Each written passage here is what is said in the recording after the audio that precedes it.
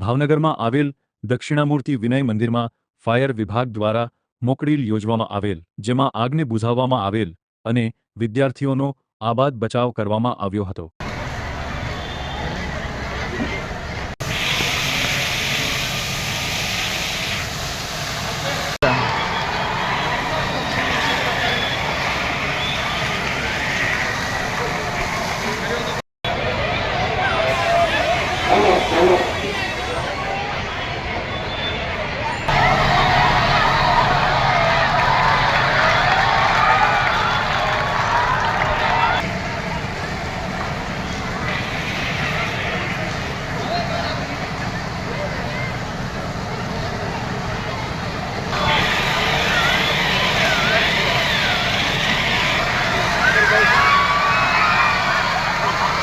મંદિર, મારું નામ પીઠાભાઈ કોડિયાતા, આચાર્ય દક્ષિણામૂર્તિ વિનય મંદિર ભાવનગર।